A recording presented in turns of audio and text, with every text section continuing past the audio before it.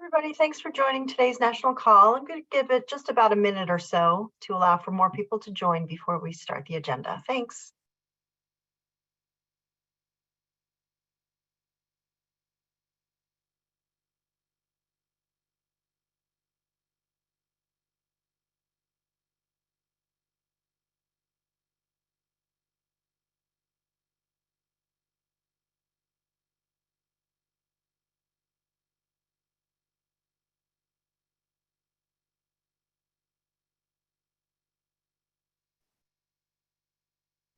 Hey, hi, everybody. Welcome to the HoUSed campaign call for universal, stable, affordable homes. I'm Diane Yantel. I'm President and CEO of the National Low-Income Housing Coalition. I'm glad you're here. We have a packed agenda with a lot of great speakers, so I want to go ahead and get started knowing that more people will join as we go along. It's been a very busy couple of weeks for the HoUSed campaign, in part because we're continuing to gear up for big needed efforts to ensure that housing programs aren't cut in any negotiations over the debt ceiling or appropriations this year. But it's also been busy with a lot of good news out of the Biden-Harris administration. So last week, HUD and the Department of Veterans Affairs announced that a combination of their and local leadership, resources from the American Rescue Plan, and a housing first approach has ended homelessness for over 140,000 people last year. Just a tremendous achievement and further evidence of the success of Housing First. It's clear that with adequate resources from the federal government, we could take House America to scale and end homelessness once and for all, as everybody on this call knows well.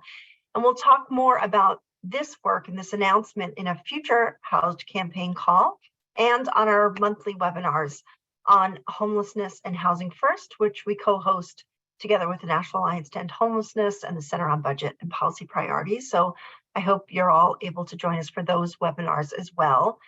HUD also recently announced a new proposed rule for affirmatively furthering fair housing.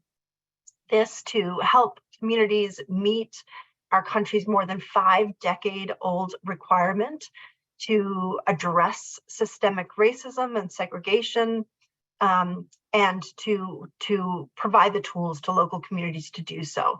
And you'll remember that the Obama administration first put out an AFFH rule in 2015, which the Trump administration then abruptly suspended and replaced in 2018.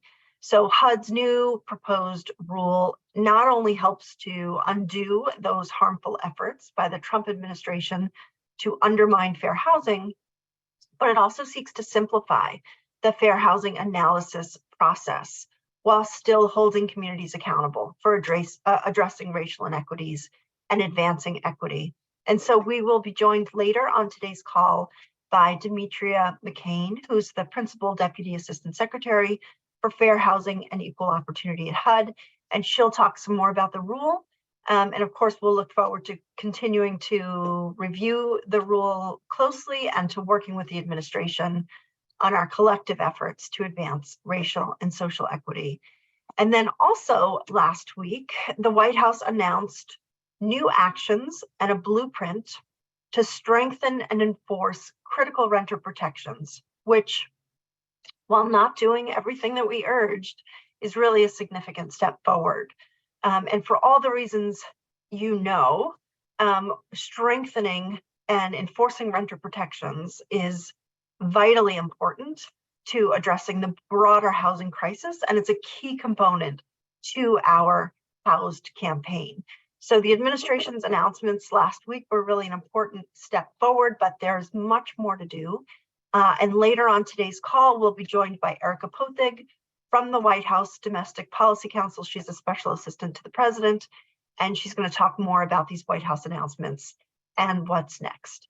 But first, before we get to any of that, I'm really pleased to welcome back to the call Matthew Doherty and others from the Framework for an Equitable Homelessness Response, which is a joint effort by several national partners, including NLIHC. And they're here today to talk about new materials available on reimagining interim housing. So Matthew Welcome back. Thanks so much for joining the call, and I'll turn it over to you. Great, thank you so much. I'm really excited to have the chance to talk with this audience around these tools and materials and the issues that we've been trying to wrestle with. So happy to have this time to talk with you about a project we've been working on for a little more than a year now, focused on reimagining interim housing. And this project is part of the larger framework for an equitable homelessness response project. And if folks aren't familiar with that larger project, would suggest going to housingequityframework.org and spend a little bit of time on that website. You can see all of the partners who were involved in the project at that website. I will flag that we're just right now in the process of revamping the website, so some of it might look like a bit of a work in progress, but it's a great set of tools and resources that have been created through this larger project. And then next slide, please. And then excited to have folks here with me who worked on this specific reimagining interim housing project. Unfortunately, Rashima Melson wasn't able to join us today, but Chandel and Claudine and I are going to tag team this section of your agenda and just try to give you a sense of the flavor and the importance of this project and the materials that we've been working on. Chandel, could you quickly introduce yourself? Good afternoon, everybody. My name is Chandel Diaz. I am the Coordinated Entry Coordinator with the 3-County Continuum of Care, and I'm also a person with lived experience of homelessness. Thank you. Great. And Claudine, could you introduce yourself? Yes, absolutely. Hello, my name is Claudine Sipili. I work as the Director of Lived Experience and Innovation with Destination Home here in San Jose, California. I am also a person with lived experience of homelessness, and I sit on our COC governance board. Thank you. Great. Thank you both. And Rashima, Chandel, and Claudine have been integral parts of this project in the beginning, helping us think through how to take all the feedback we were hearing through a variety of input discussions and to make it make sense and to make sure we were really centering the perspectives and the leadership of people with lived experience within all of this work. Next slide, please. Just quickly want to talk language for a moment, especially the term interim housing and why we're using that language when people might be more familiar with the language of shelter or emergency shelter. And so here, we really were trying to be responsive to feedback that we've heard pretty consistently from people with lived expertise, for me, both within this project, but also other projects that I've worked on, that people not only experience the systems of how we respond to homelessness as traumatizing and having negative impacts on people, but people also say that the language that we use within those systems is often stigmatizing and traumatic to folks and make it less likely for people to seek assistance through those systems rather. And I've definitely been hearing that feedback around the language of emergency shelter from many different voices. So here we chose to primarily avoid referring to things as emergency shelter, refer to interim housing, or at times within the materials, we talk about sheltering people as sort of an activity rather than a thing or a place. And do just want to be clear that the language of interim housing is not meant to refer to one specific model, but actually be broader around the full range of temporary accommodations that we may be providing to people while they're experiencing homelessness, but also with the idea that we're expressing that this is an interim step for people and should be a way that people are getting access to permanent housing. We are within the materials, we're very clear that people who are staying in interim housing in these settings are still experiencing homelessness, and that interim housing does not in and of itself end people's homelessness. I'll say, wrestle with using the word housing to refer to this because of that potential confusion about whether people are housed. We try to be explicitly clear that people in interim housing programs are still experiencing homelessness and still need permanent housing opportunities. But we also recognize that language will likely shift over time. Our own language for this project may shift over time. And we know that people and programs have to use specific terminology, sometimes for specific funding sources and for specific regulations. Other language that we use throughout the materials is around reimagination and transformation. So Claudine, could you offer some perspectives on why this kind of reimagination and transformation is so critically important? Yes, absolutely. I think the quick answer to that is if something doesn't work, you either transform it from the inside out or you take a wrecking ball to it, right, and start over. I think that all of us through the COVID-19 pandemic, we've seen a bright spotlight shined on the I think the limitations and then in many ways the failures of our traditional approaches to sheltering people experiencing homelessness. And that's why this is critically important. So reimagining and transforming these approaches is needed now more than ever. So we can, number one, better respond to public health crises that come up. Number two, provide healthier environments for people to receive help and be able to help themselves out of their situations. And then number three, create a more welcoming and efficient systems, right, that keep people safe while they are on this continuum from homelessness to housing instability, to housing stability. Great, thank you. Shondell, is there anything you want to add on that one? It's more of the environment and the changes needed. The taking away the negative connotation that comes from the word shelter and what that means for some folks, and just in creating a more inclusive society when it comes to interim housing. Great. Next slide, please. So just going to give you a very quick orientation to the materials that we have released. These all came out in mid-December, just before the holiday season. So we're going to be doing some more promotion and some other activities related to these. The materials themselves are very detailed and comprehensive. I'm just going to give you a quick flavor for them. We'll say the orientation for this whole project was less about focusing on what could we do tomorrow that would make this specific program work a little bit differently, and more trying to think through what would it take to pursue this kind of reimagination and transformation, and what's the community level process that would need to be engaged in to do that in a really meaningful way, and in a way that respected and valued the leadership of people with lived experience, and in a way that really centered and led with a focus on equity. So the first document especially focuses on a systemic approach to change and transformation, in which we center the roles of people with lived expertise and lead with the focus on equity. We tried to be very detailed and comprehensive. It's really intended as a roadmap for people to be able to understand, like, what pathway could we follow forward to pursue this kind of transformation, and how can we take the roadmap that's provided here and apply it to our own context. And then the second document, the supplement, does look at tools and resources that already exist, that we tried to gather together the best of the tools and materials that could help programs and communities strengthen their programs right now. I will say that part of the experience of this project is recognizing how much we have neglected emergency shelter and interim housing within our systems, and how little guidance we've provided around best practices and how to improve programming and be the kind of welcoming, affirming environments that Claudine mentioned. So there's lots of gaps in what we have available, and within the supplement, we identify some of the gaps that we found that hopefully over time, collectively, we can start to fill in some of those gaps. Next slide, please. So while the materials are very detailed and comprehensive, we also tried to have a pretty clear way of conceptualizing this change process. And so we identified 3 stages for the change process, the transformation process. First, focusing on initiating the process and establishing the vision that you're pursuing and the kind of transformation that you're seeking. The second stage focuses on innovation and pursuing multiple ways of improving what you're currently doing, and testing and trying new things and identifying what's working and what's not working. And then the third stage focuses on iteration and really learning from what you've done so far, rethinking, with the expectation that communities would likely have to cycle through this change process multiple times as they pursue this transformation.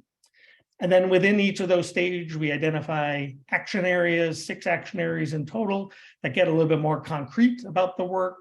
And within those action areas, we identify objectives that could be pursued as you're doing work in that area. We very clearly identify ways to prioritize the partnership with people with lived expertise. We provide guidance and considerations for making sure you're really embedding the focus on equity and justice throughout all of the work, and then provide a variety of other implementation recommendations and point towards what tools do exist that could help support your work in any of these stages or across those action areas. Next slide, please. So again, we have more work planned to help support this kind of reimagination. We're planning a webinar later in February to talk more deeply about the tools and materials and the concepts. We then are funded to host a series of roundtable discussions with interested communities throughout this year to really engage in thinking through how to apply these ideas to the working communities, to learn from each other, to hopefully start to generate a little bit more momentum behind the idea of transformation. Through all of that, we expect to learn and think through things differently, and we'll try to refine some of the ideas and materials by the end of this year. And then in 2024, the intention would be to dive in more deeply to one or two communities who are pursuing this transformation and really trying to help specific communities move forward as a model for how other communities could do this work and could start to drive change and transformation. Next slide, please. One more slide back if we can. Chandel, could you talk a little bit about what the involvement and leadership of people with lived expertise and why you think it's so important, and then also how you hope communities will use these tools? So it's very crucial that you have the voice of people with lived experience, not only in leadership roles, but also involved in this transformation, right? Because they're the folks that have gone through this. They're the folks that can educate us most about their experiences, what worked, what didn't, how they felt. So it's really important that the voice of people with lived experience and expertise is very much reflected in this transformation process. I will also say that not just having them be present, but uplifting them, giving them the support that they require, as well as making sure that you're providing them with trainings necessary for them to continue forward, so that one day, maybe they will be in our space instead of us, right?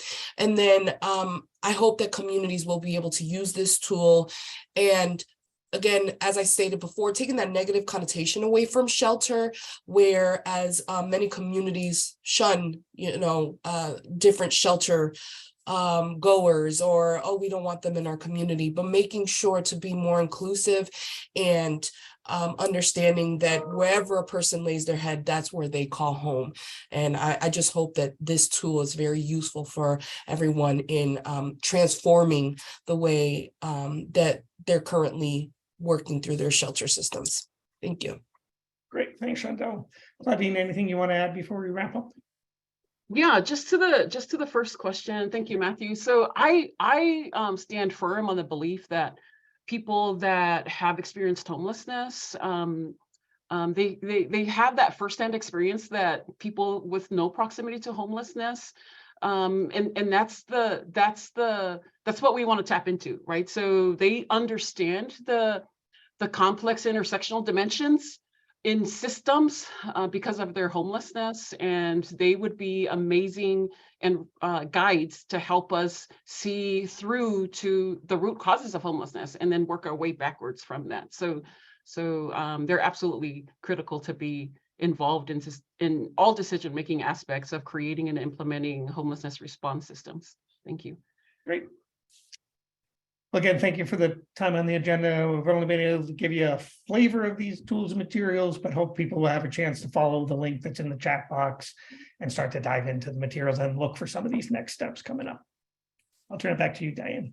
Yeah, we do have some questions if you can all stay on, but thank you, Matthew, Claudine, and Chandel. Really helpful presentation and great work. And for those asking in the chat box or the Q&A box, we will be, of course, sharing the links. I think we already have. We'll do so again, as Lisa just asked, and we'll also be sending out the links and a recording to this presentation in the follow-up materials. But to pick up on that conversation about how essential it is to have people with lived expertise at all phases of this process and leading the process, Jerry Pohe is asking, what do people with lived experience need in order to sustain their full participation? And if there are best practices that you would recommend, best practice models for localities. Great. And Claudine and Chandel, do you have lessons learned from your own work and ideas that you would share in response to that? I can just share, I can take this one from my point of view. I'm in Western Massachusetts, so it's very, sometimes it's hard to connect, but making sure to offer folks spaces where they can connect, if it's online, Zoom, Teams, those type of resources, Wi-Fi, laptops, connectivity. I will also say that for best practices, it has taken us here in Western Massachusetts a good solid 3 years to engage with people with lived experience. We have a wonderful core group of folks that have walked side by side with us to help us when it comes to strategic planning and oversight of the COC work that we do. And I will say that making sure that you're always paying folks with people lived experience, giving them the tools that they need to be able to be present and being accommodating for them because they're the important voice. Yeah, can I add to that, Matthew? Yeah. I'm sorry.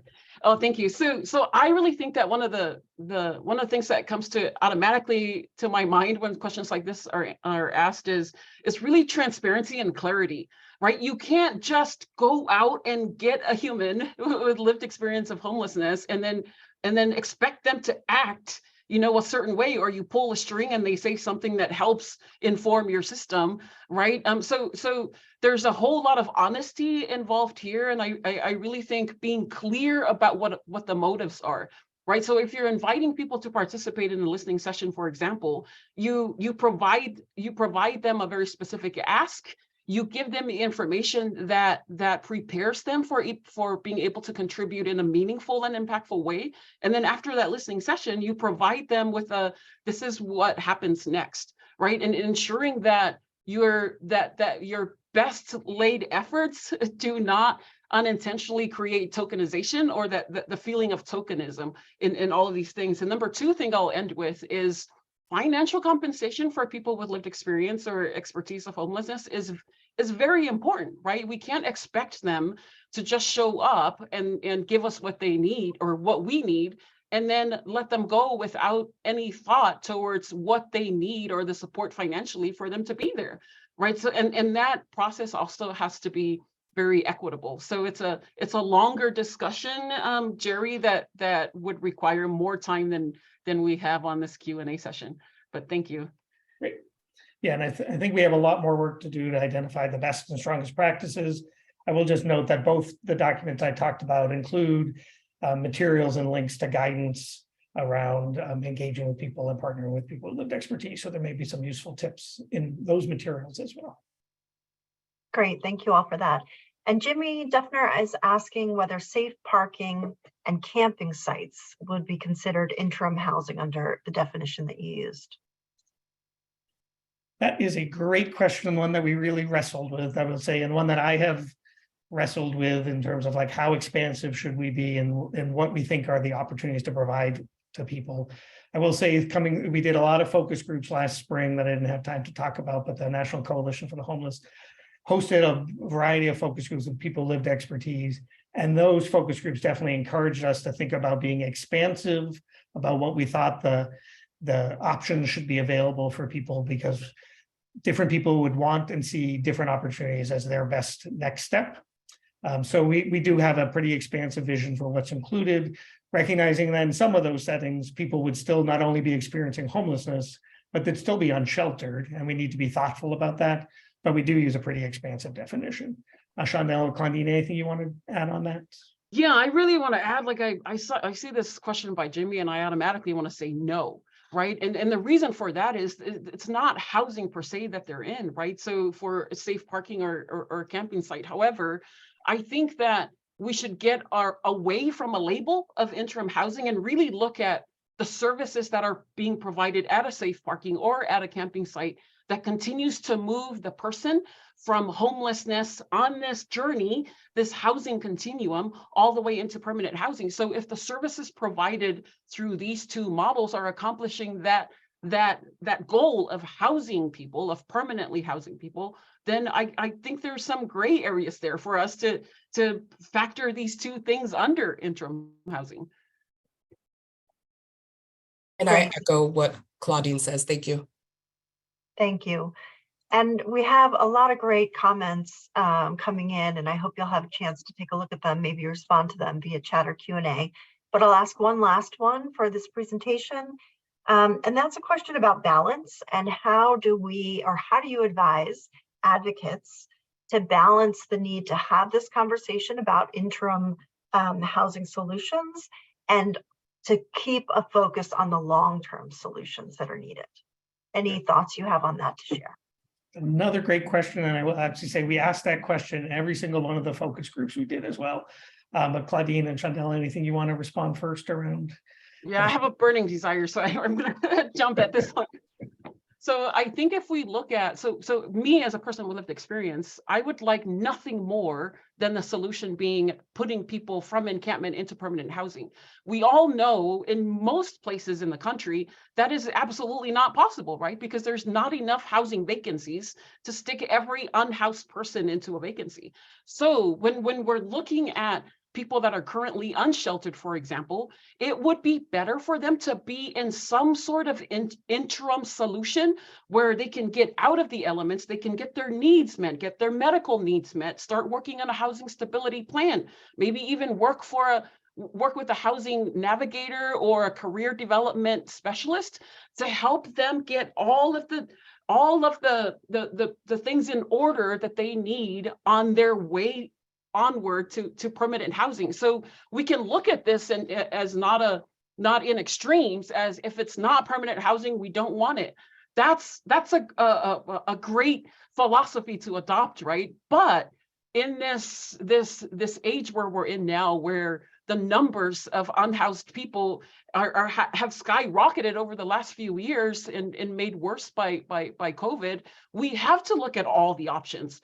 And if interim housing as a quote unquote waiting room for people to get into and receive help while they're on their way to permanent housing, then that's what we take and we work with it so that people can eventually become housed. And I just want to further that thought that it's supporting folks while they're in this hard point in their life, right? But it doesn't stop there. It's, yes, gearing them towards permanent housing, but also providing them with the resources in permanent housing situations where they don't turn around and end up back in the same situations that they were before. So restructuring that stabilization and realizing that one size doesn't fit all, making sure that everyone has an individualized plan and that that's going to work for them in the long run. And if it doesn't, they still have that constant support where it's like, okay, well, let's bring this back and let's refigure this out and try to get you back to stability. Great. And I will just add that that's very consistent with the feedback we heard through the focus groups, is that you can't focus on one or the other, that the permanent housing solutions can't work for everybody without the interim solutions, and the interim solutions definitely can't work without the permanent opportunities that people need, and that we have to find a way to prioritize and focus on both. Thanks for the question. I think that's a good place to leave it if we must. Clearly, we could continue having this conversation. There's a lot of interest in it, and it was a terrific presentation and discussion. So thank you all for your work on this and for your time today. Would love to have you back in the future to give us updates on where we are in this project and what more people on this call can do to help. So thanks very much. Take care. Thank you very much. And just a reminder to folks that we won't be able to get to all the questions today. We'll do our best to get in the follow-up materials to answer some of these questions. If I dismiss something if one of us dismisses something in the Q&A box, we're not dismissing your question. We're just clearing that space for new questions for the next speaker. But we will be sending out plenty of follow-up materials. So as far as the next speaker, I am going to see, it looks like Demetria McCain is on and available. And so I will be really glad to introduce her. Demetria is the Principal Deputy Assistant Secretary at Fair Housing and Equal Opportunity at the U.S. Department of Housing and Urban Development, which means she is one of the most senior-most officials at the Department of HUD working to advance fair housing. And she has taken a leadership role in getting out the new AFFH rule, which I mentioned earlier, which is no small task. So many thanks to Demetria for her leadership and for joining us here today. Demetria, I gave a brief synopsis earlier in the call about the AFH rule and its importance, but please feel free to share from your perspective the importance of the rule and how people can get involved. And thanks so much for joining today. I'll turn it over to you. Absolutely, Diane. Good seeing you today. And maybe a few of you joined our stakeholder call week before last. So some of this might be a review for you. But let me just say that Secretary Marcia Fudge's CNN opinion article 2 weeks ago made the point of saying that HUD's proposed rule really seeks to faithfully implement the Fair Housing Act's long-time statutory mandate that HUD ensure the recipients of its funding affirmatively further fair housing. Now, specifically, the proposed rule will require its program participants, and I know you have a large audience here, my goodness, through over 300 folks. So I'll just say, when I say program participants, we're talking about recipients of HUD's community development block grant funding, as well as public housing agencies. And so the proposed rule would require its program participants to do a couple things. One, identify fair housing issues that are facing their communities using both data as well as local knowledge. That's data provided by HUD and local knowledge. Local knowledge, what am I talking about? Talking about the experiences of community members. So they've got to do that. They've got to identify the fair housing issues and then, not just stop there, commit to taking responsive actions that are related, obviously, to us, right, to those fair housing issues.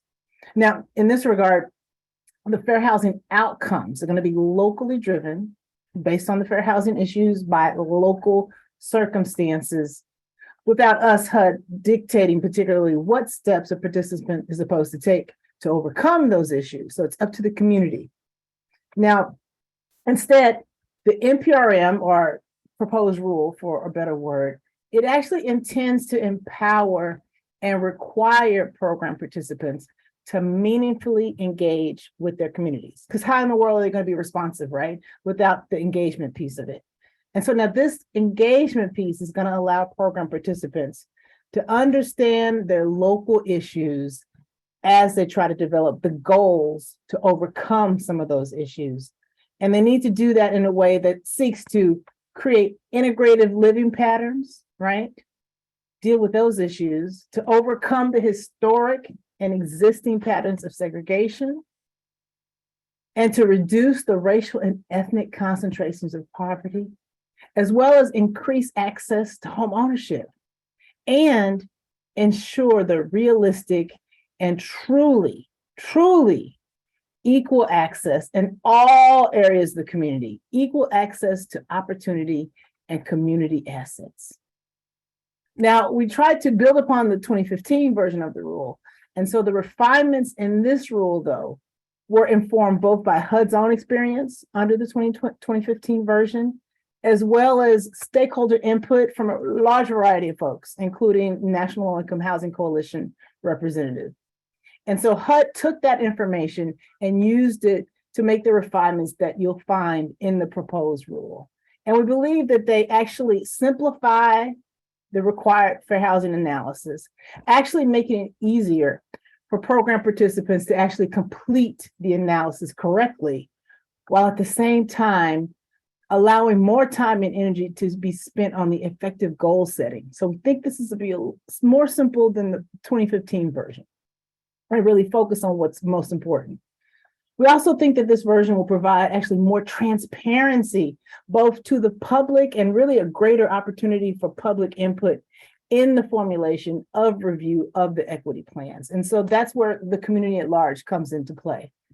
We also think that it would provide HUD a more practical ability to actually work with program participants so that they can improve their initial submissions on the front end, working with them, and if they have some hiccups, working with them as well. We think that gives us more time to work with them to the extent that program participants truly are trying to get there. Also, we think that rule will actually provide a mechanism for regular progress evaluations. You'll read more about that when you see the rule, but we're going to allow program participants to submit their program evaluations to us annually. That way they have an opportunity to talk about things that they've achieved or challenges and obstacles that they've met towards reaching those goals. And lastly, and certainly not least, we think that this version provides a more accountability. Now, while maintaining HUD's ultimate tool of being able to withhold funds from some of the most recalcitrant program participants, we think that this version also gives us and the public a greater set of enforcement options, actually to ensure program participants actually meet their planning commitments or that they revise their commitments where their circumstances have changed. And so under the equity plan, or the equity plan portion of the proposed rule, and we're calling this the equity plan, previously known as Assessment of Fair Housing Plan, we believe that under the equity plan, participants are going to have to address 7 main topics. So here are some of the 7 main topics. Demographics, that's 1. Segregation and integration, to no surprise. Racially or ethnically concentrated areas of poverty. Access to community assets, access to affordable housing opportunities, access to home ownership and economic opportunities, and policies and practices that are impacting fair housing. Now, data is going to remain an important piece of it. HUD will try to continue to provide the data that we have in the past is our objective, and our data tool is up and running right now under the interim final rule.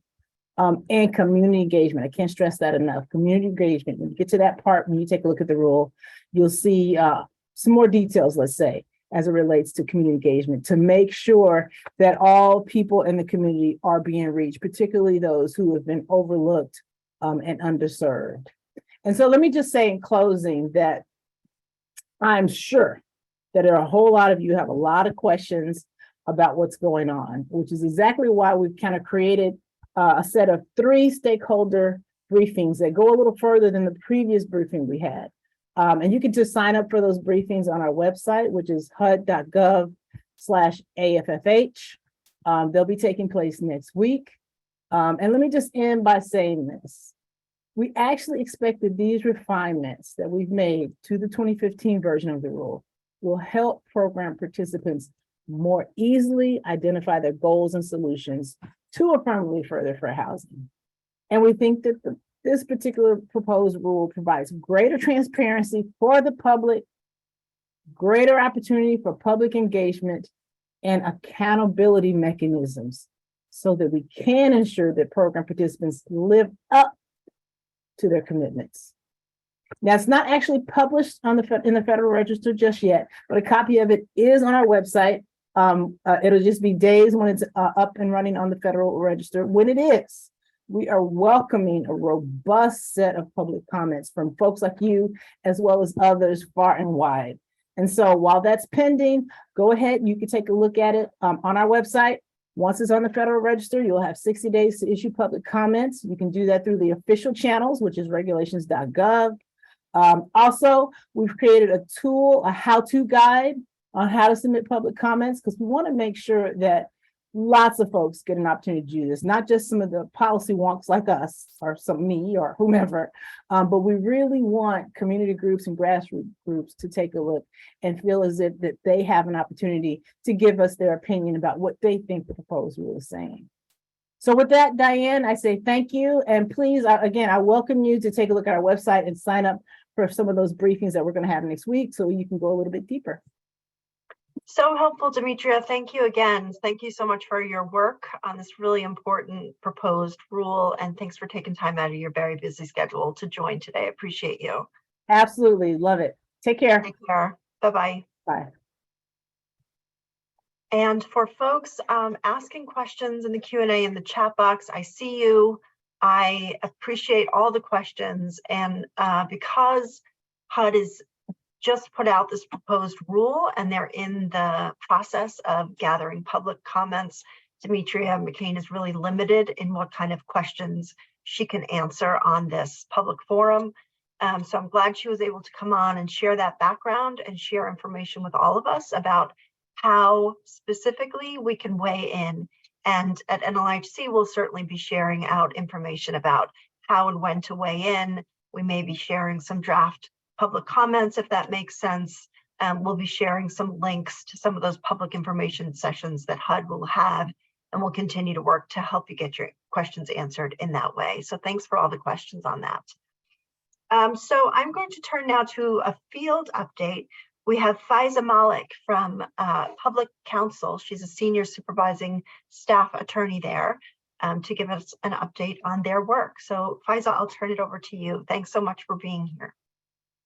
Thanks, Diane, and thank you for inviting me here today to talk to you about some of our big tenant protection wins in Los Angeles.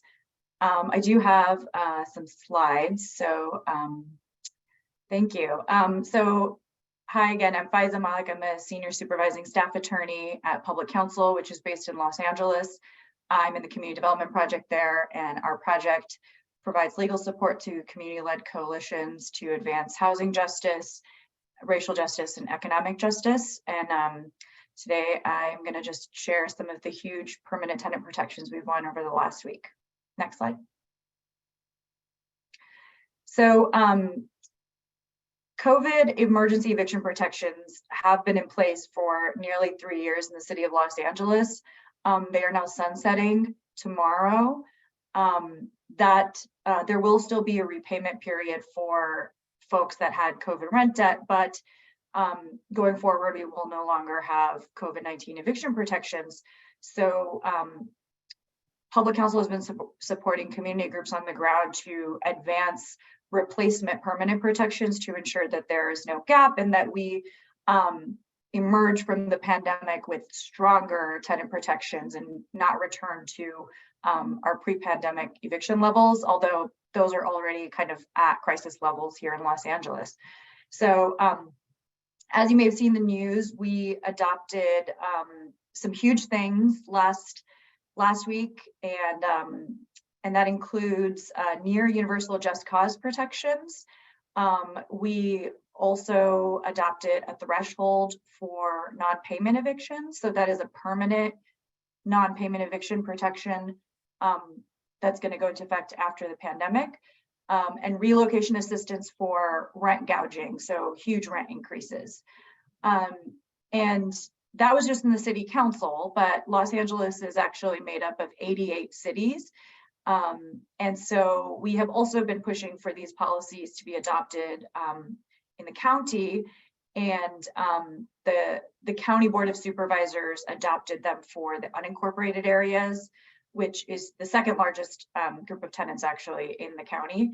And we also recently successfully won a 2-month extension of the emergency eviction. So in the County of Los Angeles, there's going to be emergency eviction protections until March 31st. It gives us time for the LA City Council ordinance to go into effect, and for us also to push for other cities in the county to adopt these same protections. Next slide. So the just cause protections. The just cause protections expanded just cause to 400,000 units not covered by the Los Angeles Rent Stabilization Ordinance, or LARSO as we call it, and LARSO tenants already have just cause. This was the largest expansion of renter protections in the city of Los Angeles since we adopted LARSO in the 1970s. So a huge win, and something that advocates had been pushing for decades, but really just the end of the emergency protections spurred it into just the time was right for it to be adopted. So our just cause ordinance, and I'm happy to drop a link to it after I'm done speaking. It limits the allowable reasons for an eviction. It requires landlords to list the reason for an eviction when serving a tenant a notice. For no fault reasons, relocation assistance is required to be paid to the tenant.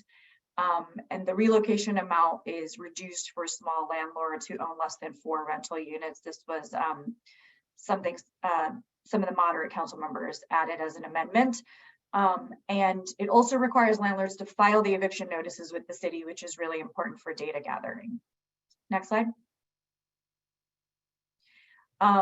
And then on Friday, we also adopted a threshold for non-payment evictions, which prohibits evictions for non-payment of rent unless the amount owed is more than 1 month fair market rent.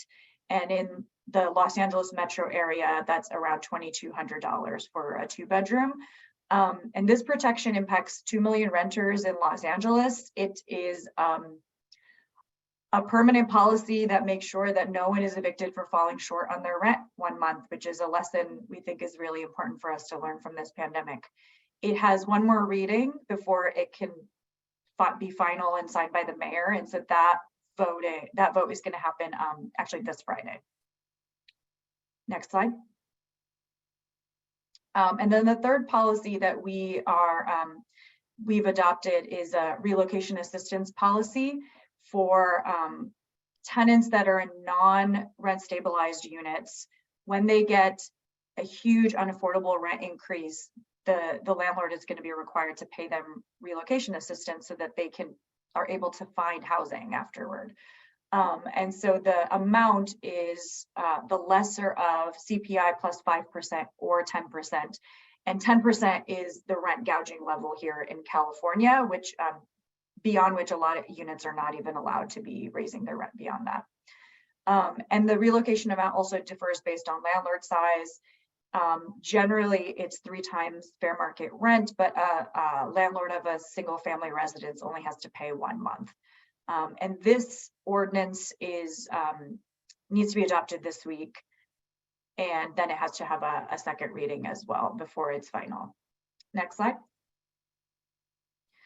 So those are 3 of the policies which we are really excited to have adopted. Again, they were adopted by the city council and the county as well for unincorporated areas. And so I just want to say a little bit more about our coalition and how we've been pushing for these policies. So we formed in fall 2020 to address the COVID-19 rent debt crisis. Our coalition is made up of tenant membership-based organizations and legal organizations as well, like public counsel. And so since we've been coming together, we have successfully advocated for extensions of COVID emergency eviction protections. We have developed a tenant bill of rights platform for countywide tenant protections. We successfully introduced and adopted those policies from the tenant bill of rights, as I just was speaking about. And we have also built power and coordination across tenant groups in LA County. Next slide. These are just some pictures from some of the actions and meetings that we have participated in. Next slide. So our tenant bill of rights is very exciting to see actually the White House's renter bill of rights platform too, because we also organized our demands around a tenant bill of rights. And this is something we put together in fall 2021 when the community groups were just talking about how it felt like we were so on the defensive about COVID eviction protections, and we needed to emerge from the pandemic with a stronger framework for tenant protections. And what would that look like? And so it ended up becoming what we call our LA County Tenant Bill of Rights. And we got input from tenants, from organizers working with tenants on the ground, and then also fed in our experience as policy lawyers that have been pushing for rent control and stronger tenant protection in LA to come up with this list of policies that's in our Tenant Bill of Rights. And has kind of been our sort of organizing platform and has helped us be able to articulate what policies need to be adopted across the county. So the first one is rent stabilization and limits on rent increases. We are hoping to push for rent control across the county. The second is universal just cause protections.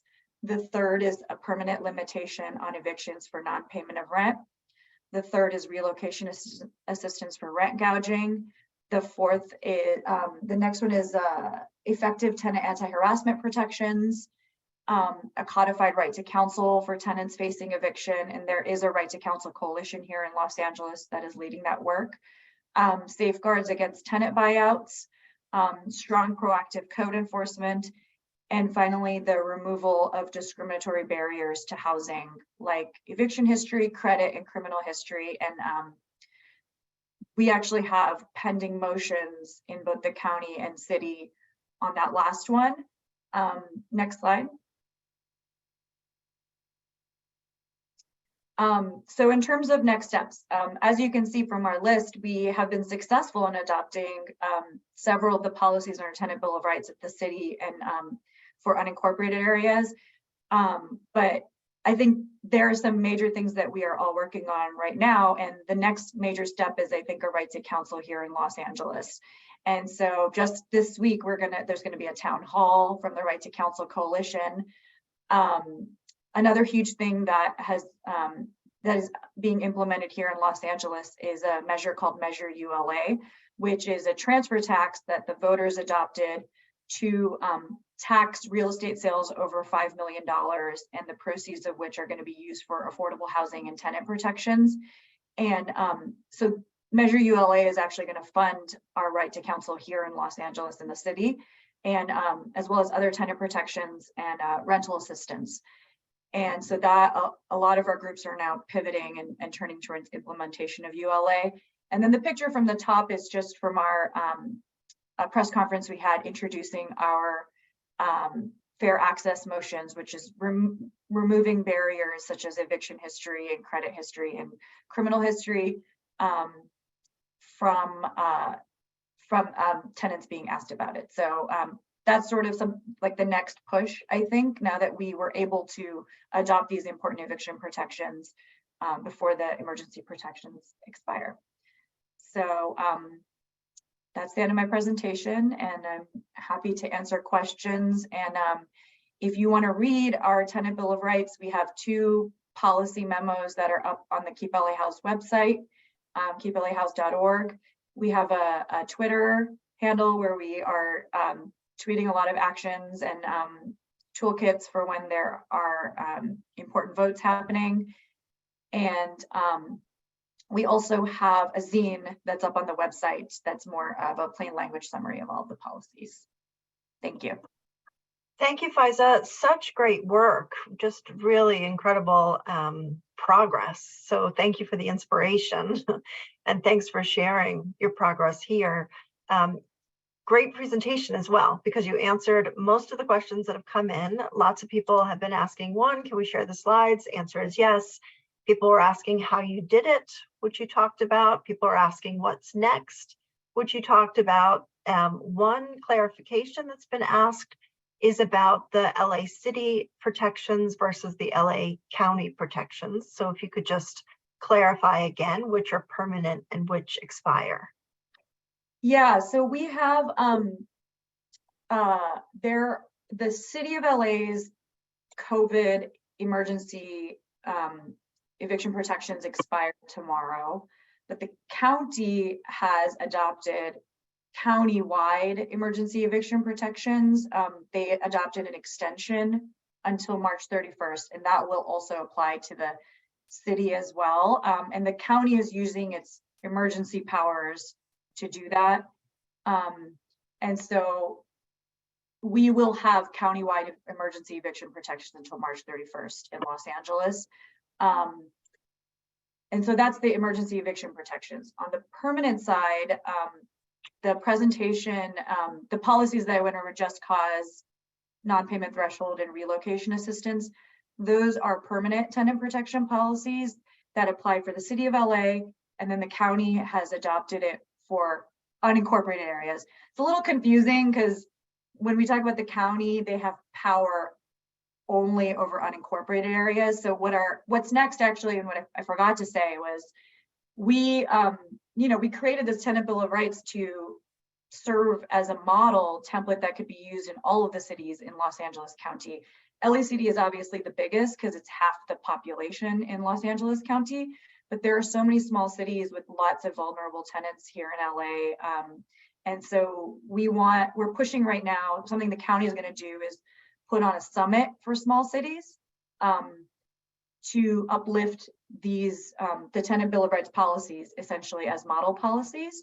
And so we're hoping that we can create model template ordinances that the cities can just adopt. A small city is like, in LA, it's like Compton. Compton is an incorporated city in the county of Los Angeles. There's just lots of smaller cities that are incorporated, but smaller than Los Angeles City in the county.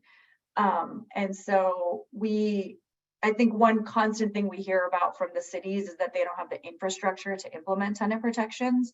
And so we're hoping that the county as a larger body is able to support these so-called smaller cities to implement them. And that's kind of the next iteration, I think, of our work. Now that I think the most important thing, what was most urgent, was having the replacement protections from the COVID protections, because we wanted to avert, we still are nervous about a wave of evictions and homelessness after the emergency protections end, but the just cause non-payment threshold and relo will hopefully stave off some of that. And I see another question about how many residents. It's very different across LA. Okay, thank you, Faiza. There's a couple more questions if you could address in the Q&A and or chat box. One asking you specifically if you could put in the link for the February 1st Right to Counsel meeting, put in the link for your website. Okay. And then I want to thank you again for your great work, and thank you for joining us today to share it. Sure, I will drop those things in the chat.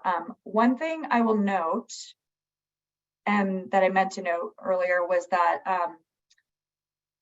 we are able to adopt these local tenant protections because we are not preempted.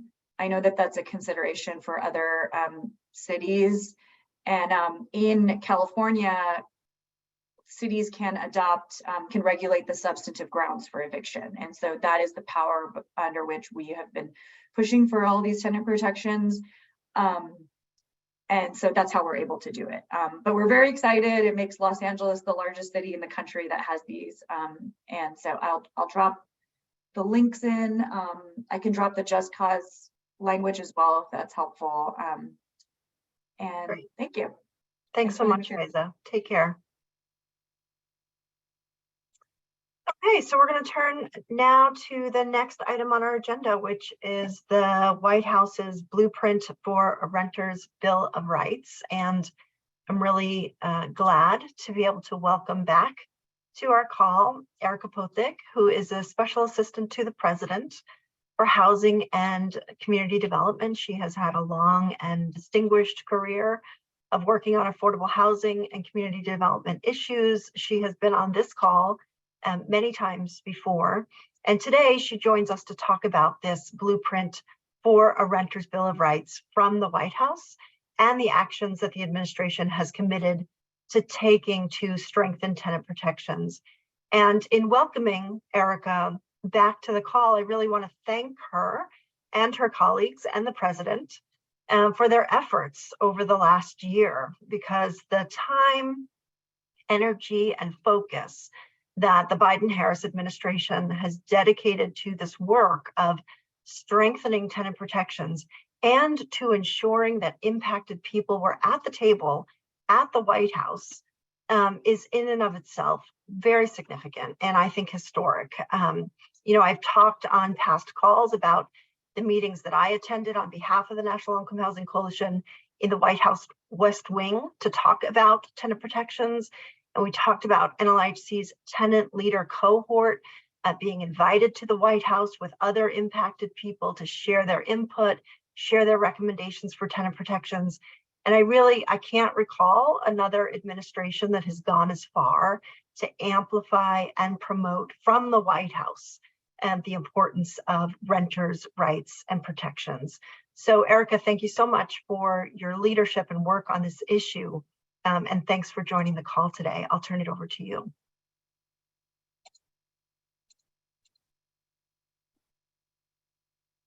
Can you hear me now? Yes. Cool. For some reason, my audio decided to do a little trick on me today. Diane, thank you so much for the invitation to be here. It's such an honor to be part of this call, which I know reaches so many people, and just extend my gratitude to you and the team at the coalition and your tenant cohort that have played such an important role as we deliberated on the policies that are found in the blueprint that we released last week. So I hope that you see your imprint on that, because we do very much see it ourselves. And so thank you. So as Diane mentioned, last week, we announced 24 new federal actions that are situated within a broader blueprint on renters' rights that we hope will advance fairness in the rental market.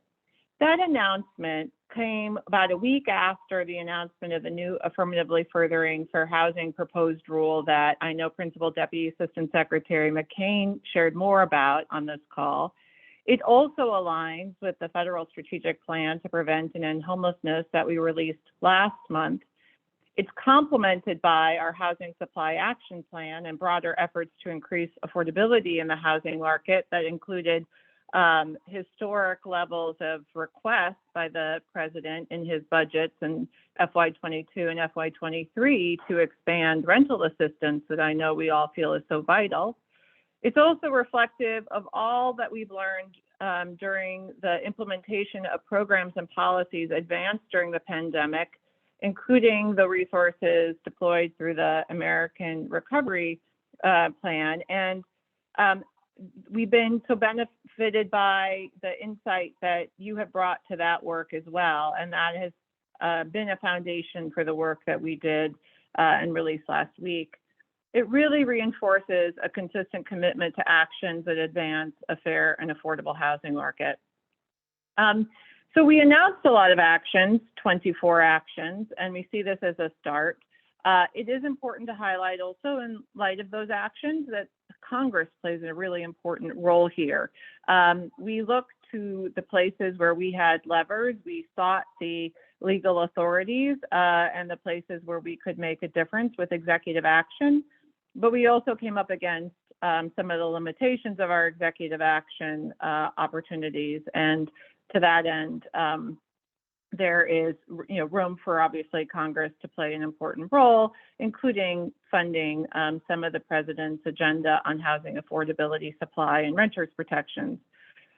We also acknowledge in the blueprint the critical role that state and local governments play in developing and enforcing rights for renters in this work, which is why we've already begun an active effort to engage them in the development and implementation of this work, leading up to and through a challenge that we announced last week, too, to advance resident-centered housing practices. And we highlighted two that Wisconsin and Pennsylvania are advancing, and we welcome more. So let me say a little bit about what led us to the actions that we highlighted in the plan, and then I'll highlight a few and welcome your questions after that. So as you know, and as Diane shared, we partnered with many of you on the development of the work, and that has been almost consistent since day one. If we reach back to the work that we did in preventing evictions, where the voice of people who are impacted was so critically important, but also the folks on the ground who were seeing ways in which those resources were not being implemented to their full effect. We took that very seriously and applied that to the flexibilities throughout the implementation of the emergency rental assistance. We stand on that foundation and carried forward a lot of the interagency work that we devoted to taking a holistic view on how to promote fairness in the rental market.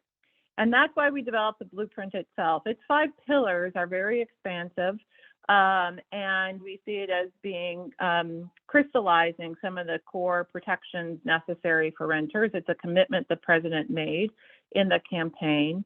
And we have actions underneath all of those pillars. Those are the steps that the federal government is taking, but it's also, there are steps we're inviting others to take as well. So as Diane mentioned, and I was glad to hear it, we took unprecedented steps from the White House to engage tenants, advocates, housing providers at various points so that we could better hear people's experiences and ideas.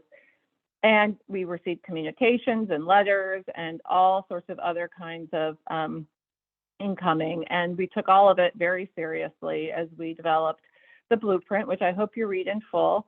It is the most comprehensive agency approach to addressing issues of fairness in the rental market.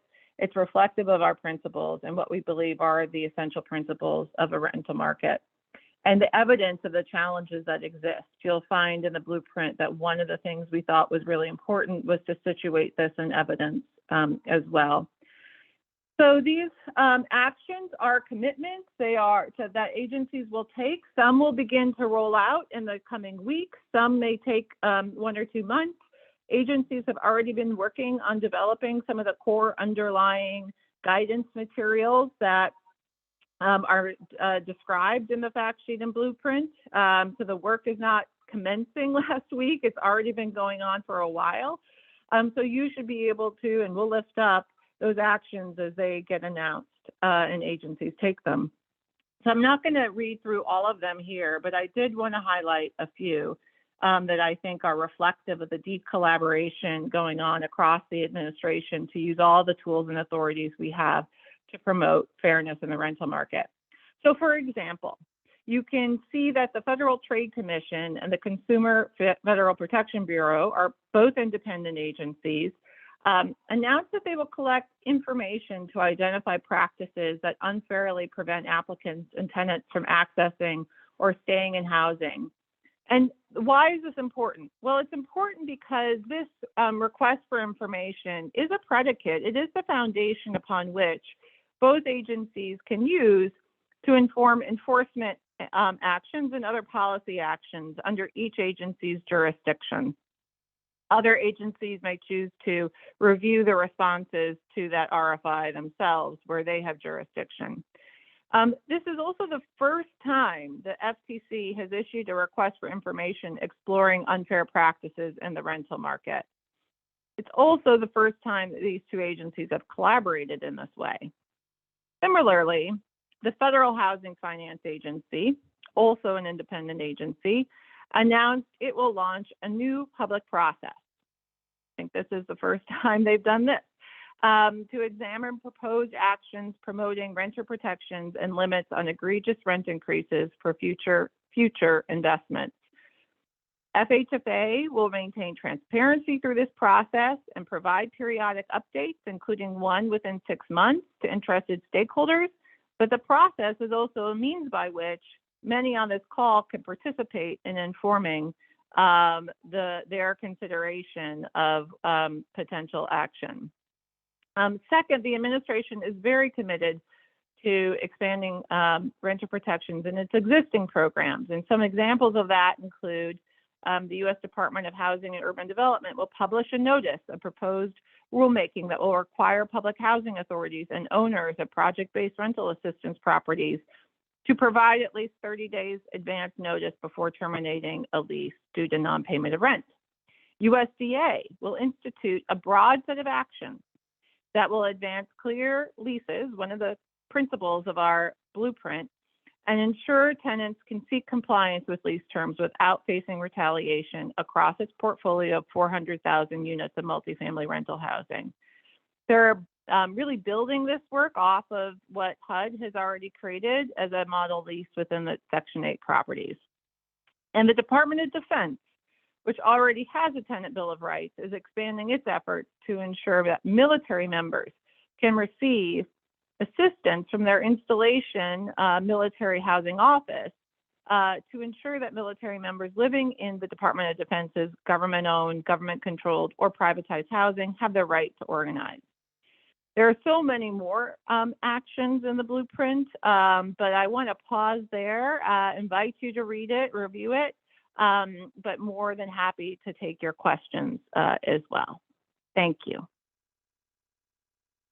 Great, thanks so much, Erica, and thanks again for all your work and leadership on this. Really, I know it's been a labor of love in many ways, and probably blood, sweat, and tears as well.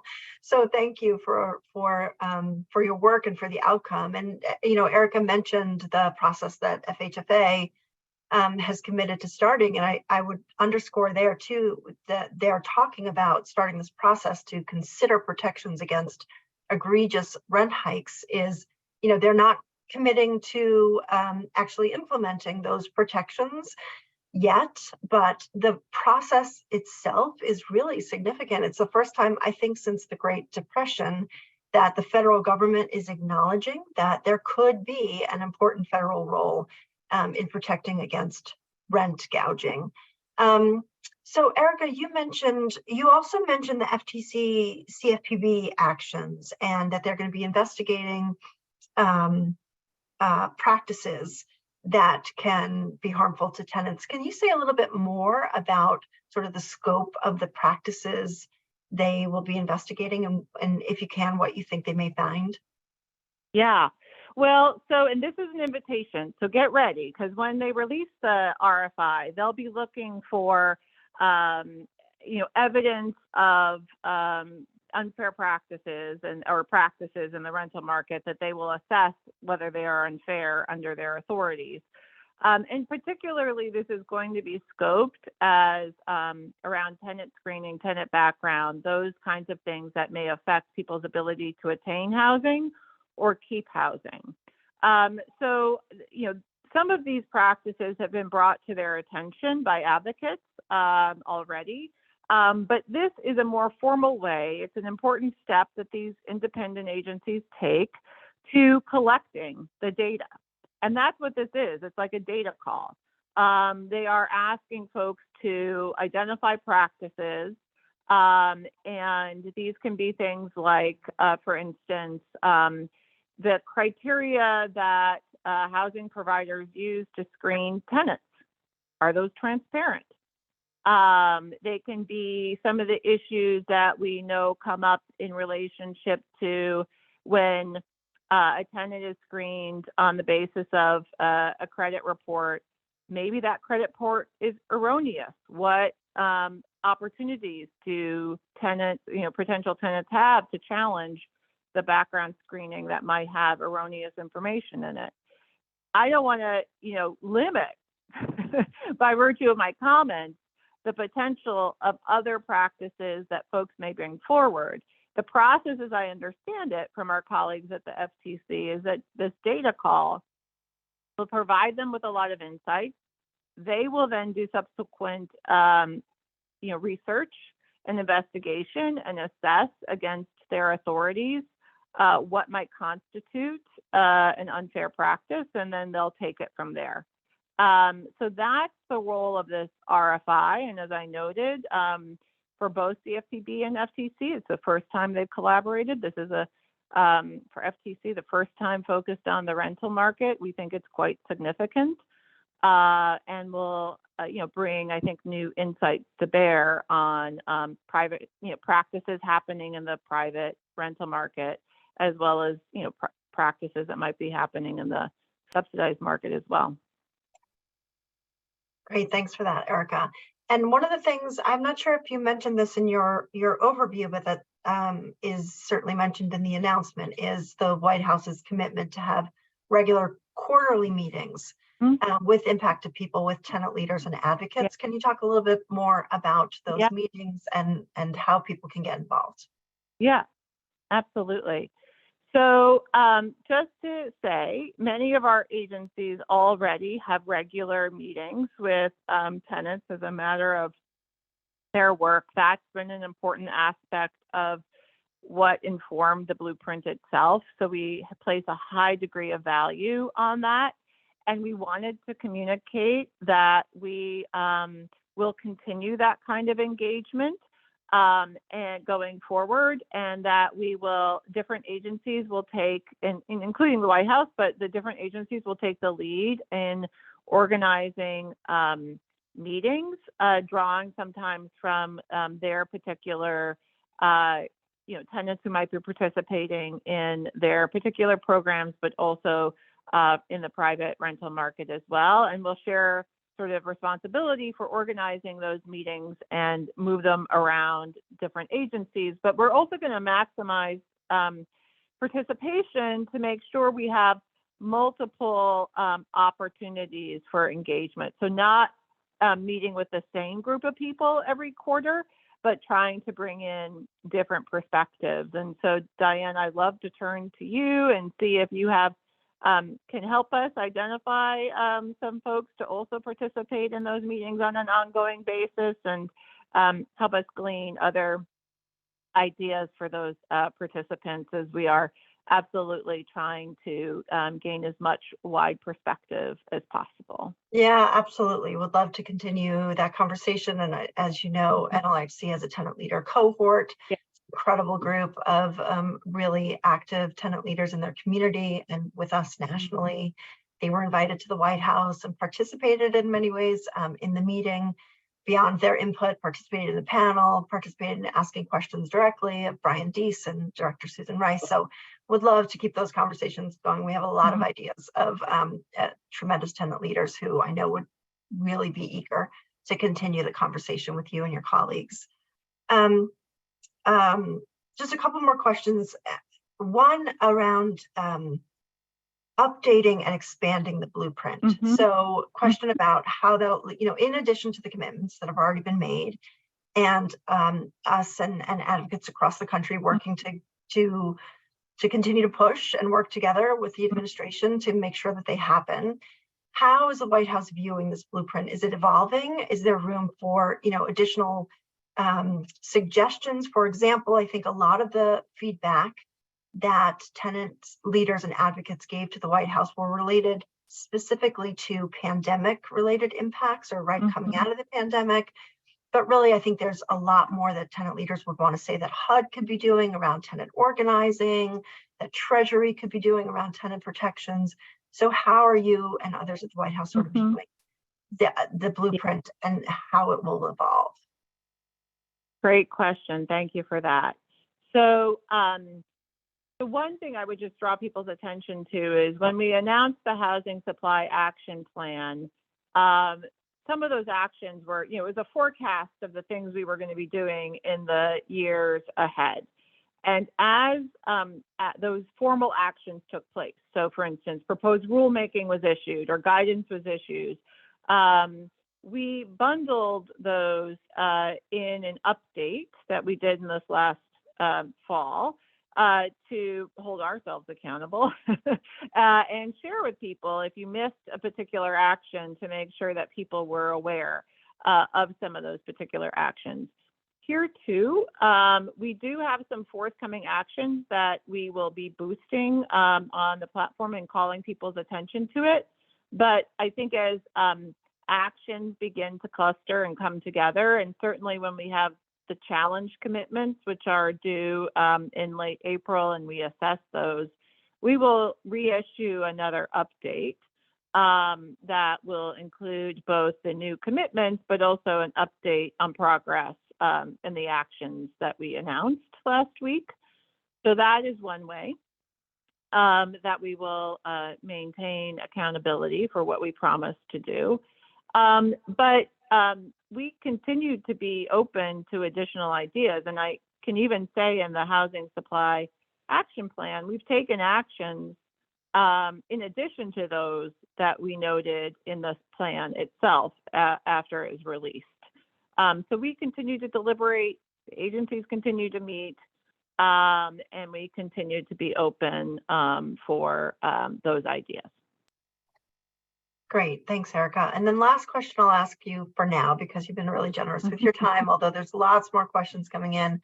Clearly a lot of interest in this topic and this work. But Damon Blanchard asks, and Dylan McManus echoes, and several others have asked as well, whether housing will be a right and not an option through these actions. And of course, that's another place where this president, I think, is unique in his framing of housing as a human right. So maybe you can talk even a little bit more broadly about the ways that the president is working to make housing a human right. Yeah.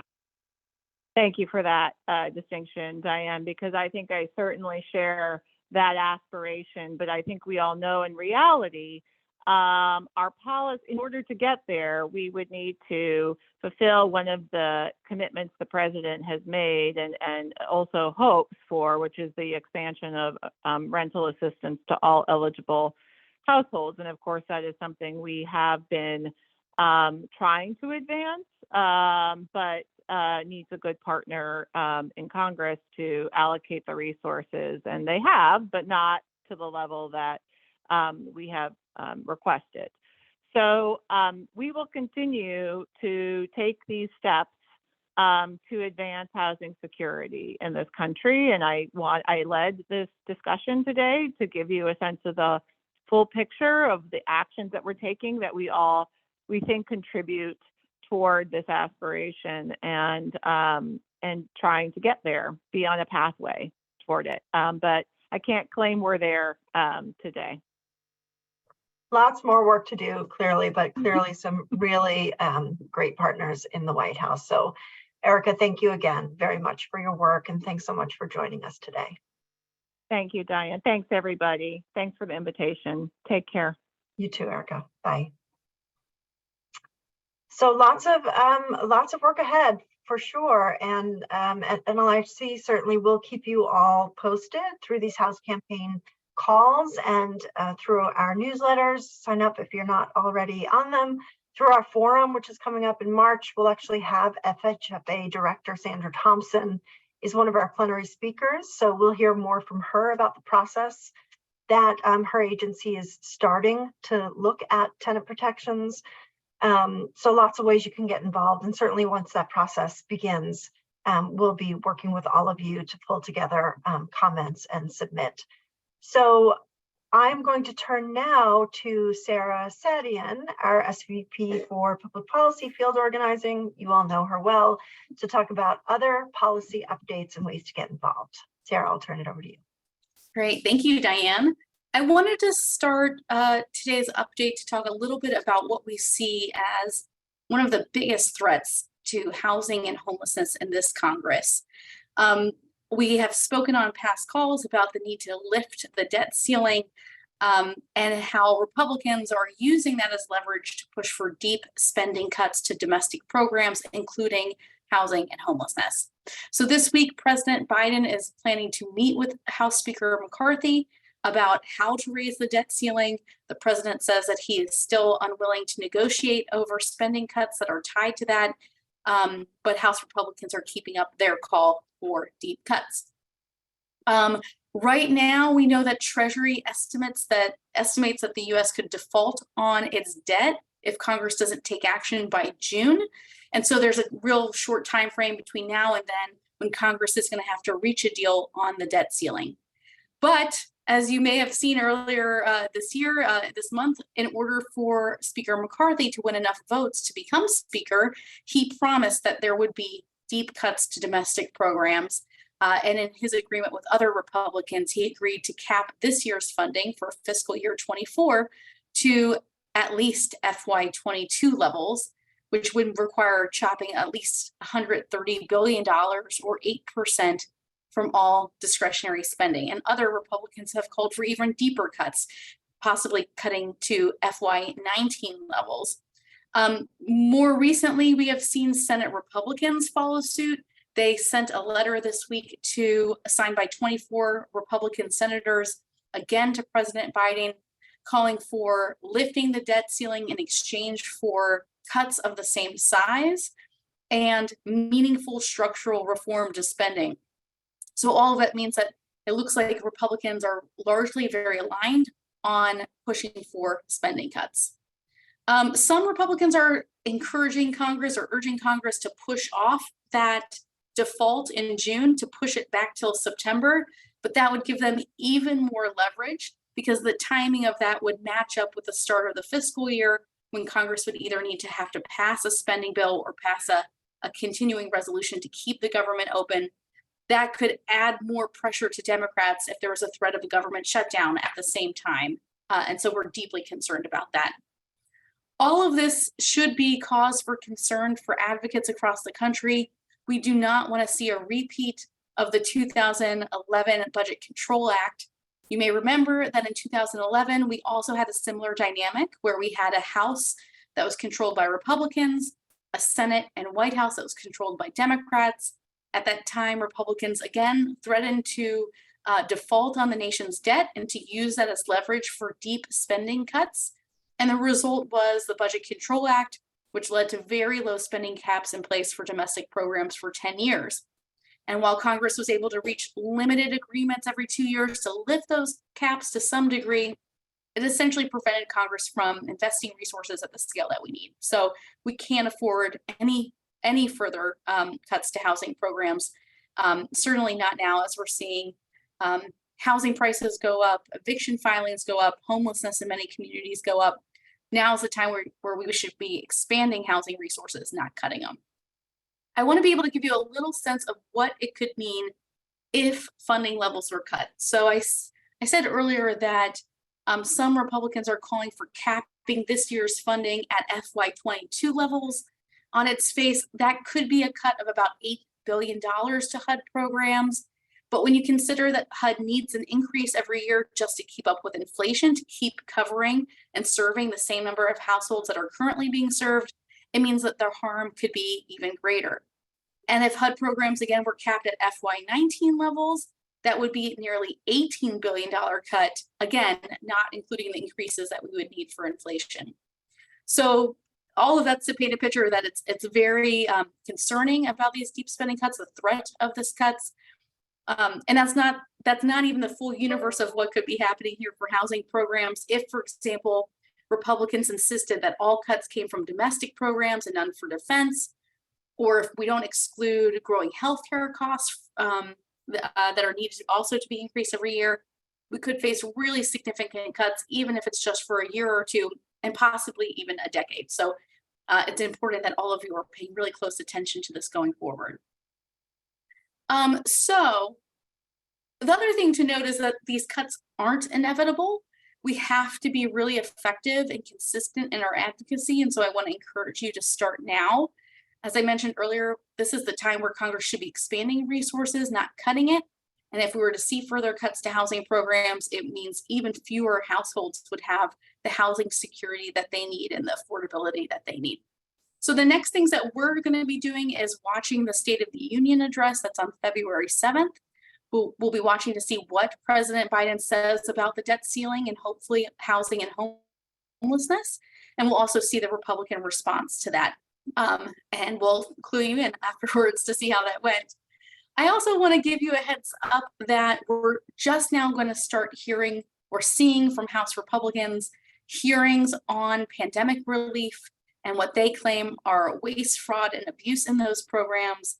This Wednesday, the House Oversight Committee is going to be holding a hearing on pandemic aid programs, including unemployment insurance, but we're going to be paying very close attention to how they talk about emergency rental assistance and other housing resources that were provided during the pandemic. All of that, there's a lot going on, a lot of opportunities for you to be engaging your members of Congress. Don't wait to start engaging with them and talking to them about why housing resources are so important to your community, why we can't afford any budget cuts. And I just wanted to give folks a heads up that on our next House campaign call, which is February 13th, we're going to be going into much more detail about these budget threats, but also the opportunities that we have this year to advance housing justice.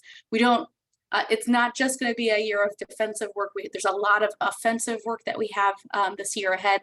And so we want to make sure that you join that call so that you can learn more about what we see as opportunities and threats and learn more about the tools that we've created for you that can help with your advocacy. So please join us next time on February 13th. And with that, I will turn it back to Diane. Thanks, Sarah. Great overview. And you took the words out of my mouth. February 13th. Hope to see everybody there. We'll have a much more detailed overview of the threats and the opportunities ahead. We'll have some special guests. We already have, I believe, Chairwoman Maxine Waters is going to be able to join us on that call. And I will be hearing from Chairman Sherrod Brown as well, and some others. So we'll see you then on February 13th. And until then, take care. Thanks, everybody. Bye.